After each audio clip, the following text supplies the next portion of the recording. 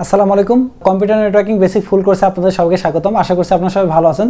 So আজকের এই ভিডিওতে আমরা স্টার টপোলজি সম্পর্কে A to Z খুঁটিনাটি জানার চেষ্টা করব। ওকে, সো স্টার টপোলজি কাকে বলে আমরা যদি বোঝার চেষ্টা করি, সো যে টপোলজির মধ্যে নেটওয়ার্কের প্রতিটা নোড একটা সেন্ট্রাল ডিভাইসের সাথে যুক্ত থাকে সেই টপোলজিকে বলা হয় স্টার টপোলজি।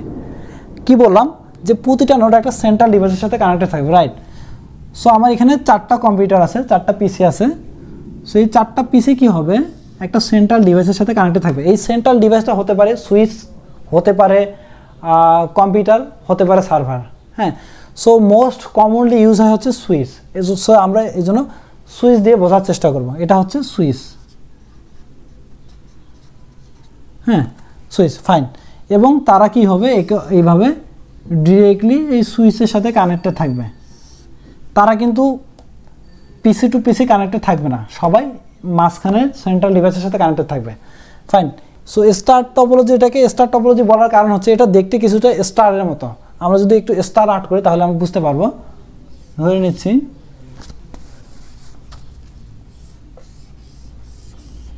ফাইন, এটা একটা স্টার, এখানে এগুলো হচ্ছে পিসি এবং এই সেন্ট্রালি একটা সুইচ, ঠিক আছে? সো দেখতে কিছুটা কিন্তু স্টারের মতো, রাইট? এই কারণে এই টপোলজিকে বলা হচ্ছে স্টার টপোলজি। ওকে, সো এই টপোলজিটা কীভাবে কাজ করে, কীভাবে ডাটা ট্রান্সমিশন করে, সো আমরা এটা একটু এবার জানার চেষ্টা করি।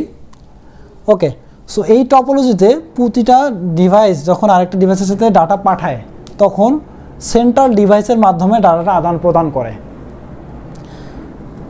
ধরে নিচ্ছি পিসি 1 পিসি 2 এর কাছে ডাটা পাঠাবে, তখন কি করে, পিসি 1 ওই ডাটাটা প্রথমে সুইচের কাছে পাঠিয়ে দেবে।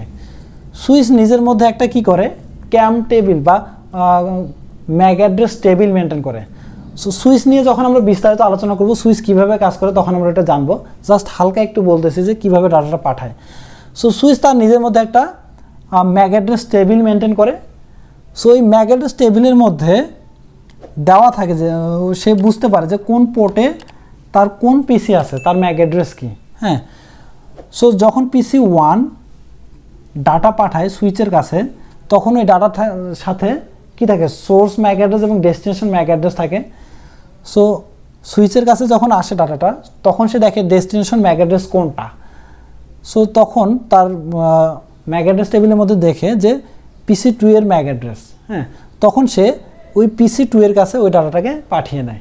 সো এইভাবে মেনলি ডাটাটা আদান প্রদান করা হয়। এবং এই স্টার টপোলজিতে ডাটা কিন্তু ফুল ডুপ্লেক্স মোডে আদান প্রদান হয়, মানে অ্যাট এ টাইমে একই সাথে ডাটা পাঠাতেও পারে, রিসিভও করতে পারে। হ্যাঁ, এখানে ডাটা পাঠানোর পরে রিসিভ করার জন্য ওয়েট করতে হয় না। ওকে, ফাইন। সো এই যে টপোলজি আছে, এই টপোলজির এখন আমরা কিছু সুবিধা সম্পর্কে জানার চেষ্টা করব। এই টপোলজির যে সুবিধা হচ্ছে, প্রথম সুবিধা যদি আমি বলি তাহলে যে কোনো একটা কম্পিউটার যদি এই টপোলজির মধ্যে কোনো একটা কম্পিউটার যদি নষ্ট হয়ে যায় তাহলে পুরো নেটওয়ার্কটা কিন্তু ডাউন হয় না। ধরে নিচ্ছে আমার এই কম্পিউটারটা শাটডাউন আছে, তখন শুধু এই কম্পিউটারটাই কমিউনিকেশন থেকে বিচ্ছিন্ন হয়ে যাবে, বাট বাকি যে কম্পিউটারগুলো আছে তারা কিন্তু অ্যাক্টিভ থাকবে, তারা কিন্তু কমিউনিকেশন করবে, নেটওয়ার্ক সচল থাকবে। এটা একটা সুবিধা। এরপরে সুবিধা হচ্ছে এই নেটওয়ার্কের মধ্যে যদি আমি নতুন কোনো একটা কম্পিউটার অ্যাড করতে চাই, আমি চাচ্ছি যে আরও একটা কম্পিউটার অ্যাড করব এখানে, ফাইন। তখন আমি চাইলে ইজিলি জাস্ট সুইচের যে পোর্ট আছে একটা কেবল নিয়ে জাস্ট ওই পোর্টের সাথে কানেক্ট করে দেবো, তাহলেই কিন্তু ওই পুরো নেটওয়ার্কের মধ্যে সে যুক্ত হয়ে যাবে। এর জন্য আমার পুরো নেটওয়ার্কটা কিন্তু বন্ধ করতে হচ্ছে না, নেটওয়ার্কটাকে বন্ধ রেখে তারপর একটা ডিভাইস কানেক্ট করব এরকম কিন্তু করতে হচ্ছে না। এটা একটা সুবিধা যে নেটওয়ার্ক পিসি যে কোনো সময় সংযোগ করা যায়। আবার চাইলে যে কোনো সময় আমি কোনো একটা পিসি যদি ডিসকানেক্ট করতে চাই সেটাও করতে পারবো, জাস্ট আমি কেবলটা খুলে দিলেই এই নেটওয়ার্কের সাথে সে বিচ্ছিন্ন হয়ে যাবে। কিন্তু এই কাজটা ঘটার সময় অন্য কম্পিউটারগুলোর মধ্যে কিন্তু কোনো ইফেক্ট পড়বে না, তারা কিন্তু কমিউনিকেশন ঠিকই করতে পারবে। হ্যাঁ, এটা আর একটা সুবিধা। এরপরে সুবিধা হচ্ছে যেহেতু এখানে সবাই সেন্ট্রাল ডিভাইসের মধ্যে ডাটা পাঠায় এবং সেন্ট্রাল ডিভাইস সবার কাছে ডাটাটা পাঠিয়ে দেয় ডেস্টিনেশনের কাছে, এর কারণে এটাতে কলিশন ঘটার সম্ভাবনা কম। কলিশন যে একবারে ঘটে না তা না, বাট তুলনামূলক কম। কারণ কলিশনটা কি জিনিস এটা তো আমরা জানি যে কলিশন হচ্ছে ডাটার সংঘর্ষ। হ্যাঁ, ডাটার সংঘর্ষ হওয়ার সম্ভাবনা কম, কারণ সেন্ট্রাল ডিভাইস সেই ডাটাগুলোকে ম্যানেজ করে। ঠিক আছে, এটা একটা হচ্ছে এই নেটওয়ার্কের সুবিধা। আর একটা সুবিধা হচ্ছে এই নেটওয়ার্কে যদি ট্রাবল শুট করতে হয়, ট্রাবল শুট করাটাও সহজ। যেমন ধরে নিচ্ছে আমার যে এই কম্পিউটারটা বাকি সবগুলো কম্পিউটার নেটওয়ার্কে ডাটা ট্রান্সমিশন করতে পারতেছে, বাট PC2 করতে পারতেছে না। তাহলে আমরা কি করব, জাস্ট PC2 এর মধ্যে যে কেবলটা আছে সেটা চেক দেবো যে কেবলের কোথাও কোনো সমস্যা হলো কিনা। বাকিগুলো কিন্তু ঠিকই থাকবে, আমাদের নেটওয়ার্কে ডাউন করতে নেটওয়ার্ক কিন্তু ডাউন করার প্রয়োজন হচ্ছে না। হ্যাঁ, জাস্ট কেবলটা চেক দিব কোথাও কোনো সমস্যা হলো কিনা, কেবলের সুইচের পোর্টটা চেক দিব কোনো সমস্যা হলো কিনা, পিসির পোর্টে কোনো সমস্যা হলো কিনা, জাস্ট এতটুকু চেক দিলেই কিন্তু আমার ট্রাবল শুটটা হয়ে যাচ্ছে। তাহলে ট্রাবল শুটটাও কিন্তু এখানে সহজ। এরপরে এই নেটওয়ার্কের মধ্যে কিন্তু যদি কম্পিউটারের সংখ্যা বাড়ে, হ্যাঁ, নোডের সংখ্যা যদি আমরা বাড়াই, তাহলে কিন্তু ডাটা ট্রান্সমিশনের যে স্পিড, এটার কিন্তু স্পিডে কোনো পরিবর্তন হয় না। ডাটা ট্রান্সফার স্পিডও কিন্তু সেম থাকে, যে নেটওয়ার্কের সংখ্যা বাড়লেও ডাটা ট্রান্সফার স্পিড দ্রুতই হয়। হ্যাঁ, এটাও আর একটা সুবিধা। ফাইন। সো আমরা এবার এই নেটওয়ার্কের কিছু অসুবিধা সম্পর্কে জানার চেষ্টা করব। সো এই নেটওয়ার্কের সবথেকে প্রধান অসুবিধা সেটা হচ্ছে সবগুলা কম্পিউটার একটা সেন্ট্রাল ডিভাইসের উপর নির্ভরশীল। কোনো সময় যদি কোনো কারণে এই সেন্ট্রাল ডিভাইসটাই নষ্ট হয়ে যায়, তাহলে পুরো নেটওয়ার্কটা কিন্তু বসে যাবে। এটা একটা সবথেকে বড় অসুবিধা। হ্যাঁ, এরপরে আরেকটা অসুবিধা হচ্ছে কম্পিউটারগুলো কিন্তু ডিরেক্টলি তাদের সাথে সরাসরি কমিউনিকেশন করতে পারে না, তাদেরকে কিন্তু এই সেন্ট্রাল ডিভাইসের মাধ্যমেই কমিউনিকেশন করতে হয়। এটা আমরা তাহলে একটা অসুবিধা বলতে পারি। আরেকটা অসুবিধা হচ্ছে ইনস্টলেশন খরচ। হ্যাঁ, এটা ইনস্টলেশন খরচ কিছু টপোলজির তুলনায় কম, আবার কিছু টপোলজির তুলনায় বেশি। সো কখনো বেশি কখনো কম।